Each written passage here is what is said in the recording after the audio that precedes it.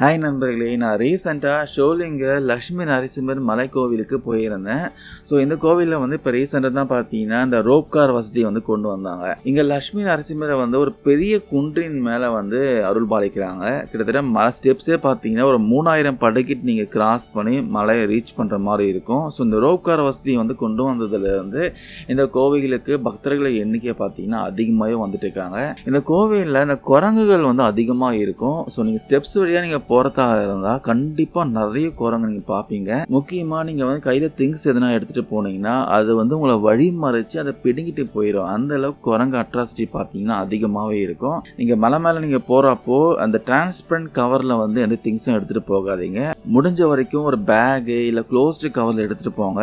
So transparent கவர்ல நீங்க ஏதாச்சும் பழங்களோ இல்ல தேங்காய், துளசி மாலை எது நீங்க எடுத்துட்டு போனாலும் அங்க இருக்க குரங்குகள்லாம் உங்களை வழி மறைச்சு வேணும்னே பிடுங்கிட்டு போயிடும்.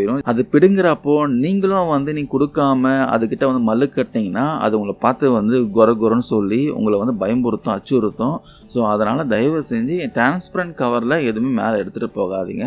க்ளோஸ்டு கவர் எடுத்துகிட்டு போக பாருங்கள். ஸ்டெப்ஸில் நீங்கள் போகிறீங்கன்னா போகிறப்பவே உங்களுக்கு ஒரு ஸ்டிக்கெலாம் கொடுப்பாங்க. ஸோ அதை வச்சுட்டு நீங்கள் குரங்க பயம்புத்தலாம்.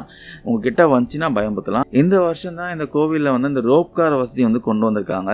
மலை அடிவாரத்துலேருந்து மலை மேலே பார்த்தீங்கன்னா இந்த பழனி கோவில் இருக்குது பார்த்தீங்கன்னா அதே மாதிரி நீங்கள் ரோப் காரில் நீங்கள் போகலாம்.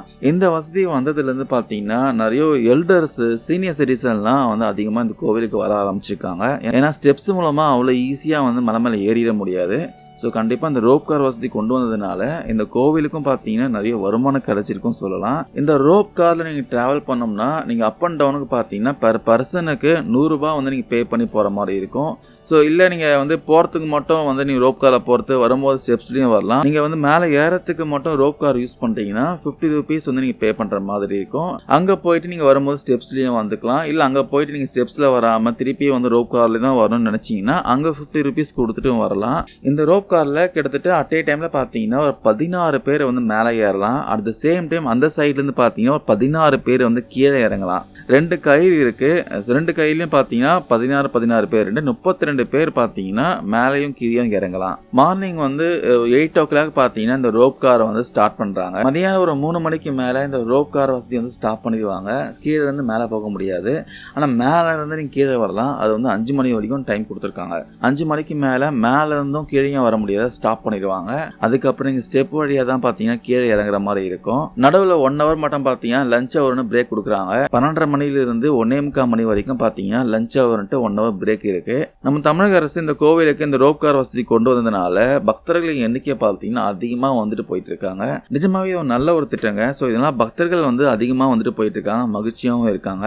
இந்த கோவில் பற்றி சொல்லணும்னா சூப்பரான ஒரு கோவிலுங்க. 108 திவ்ய வைணவ தலங்கள்ல இந்த ஷோலிங்கர் லட்சுமி நரசிம்மர் கோவில் இருக்கு. இது மாதிரி சூப்பரான ஒரு கோவில். மன அமைதி கிடைக்கும். உங்களுக்கு இருக்க அந்த கஷ்டங்கள்லாம் போகும். அதுக்கப்புறம் பில்லி, சூனியம் இதனால பாதிக்கப்பட்டவங்கலாம் இங்க நீங்க பிரார்த்தனை பண்ணி நீராடினீங்கன்னா கண்டிப்பா அதுல இருந்து நீங்க முடியும். இங்க இருக்க லட்சுமி நரசிம்மரையும் ஆகட்டும், யோக ஆஞ்சநேயரையும் ஆகட்டும் நீங்க வணங்குனீங்கன்னா நோய்கள் நீங்கும் சொல்றாங்க. ஒரே குன்றிலான ஒரு பெரிய மலைங்க இது. ஸோ இந்த மலை மேல தான் பார்த்தீங்கன்னா லட்சுமி நரசிம்மரும் அமிர்தவழி தாயாரும் அருள் பாலிக்கிறாங்க. 2 மூலவர் சன்னதி மட்டும் தான் மேலே இருக்கு. ஸோ அது பார்த்தீங்கன்னா லட்சுமி நரசிம்மருக்கு ஒன்று இருக்கு. அதுக்கப்புறம் அமிர்தவழி தாயாருக்கு ஒன்று இருக்கு. கீழே தான் பார்த்தீங்கன்னா உற்சவர் இருக்காரு.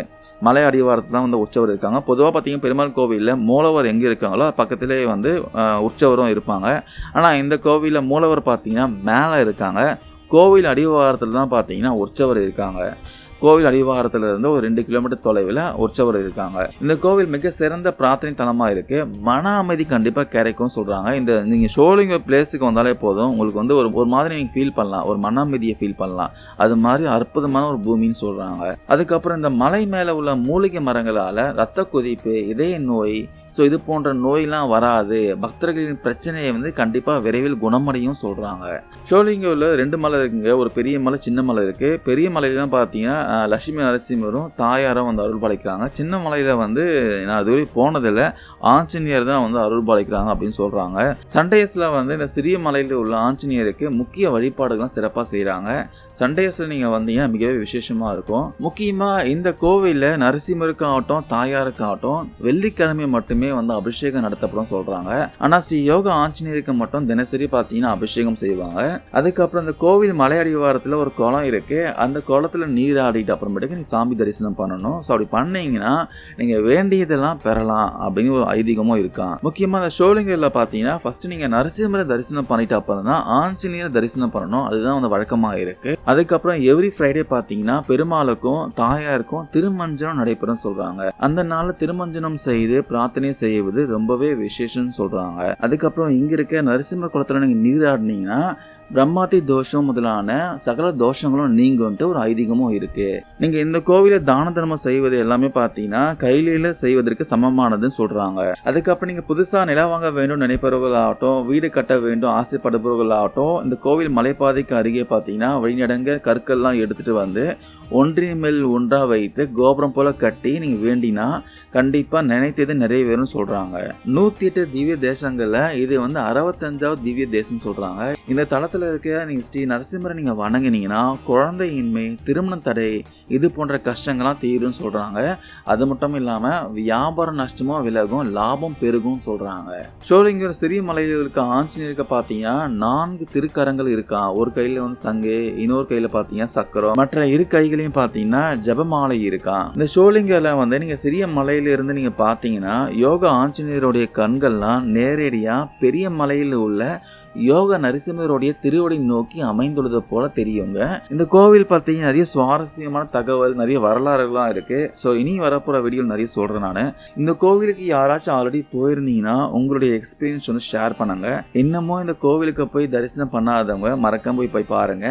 லைஃப் டைம்ல இது மாதிரி ஒரு கோவிலுக்குலாம் போய் தரிசனம் பண்றது ரொம்பவே நம்மளுக்கு கிடைச்ச ஒரு பாக்கியம். ஸோ மறக்காம போய் பாருங்க. இந்த பதிவில் நான் ஷேர் பண்ண தகவல் யூஸ்ஃபுல்லாக இருக்கும்னு நினைக்கிறேன். Thank you friends.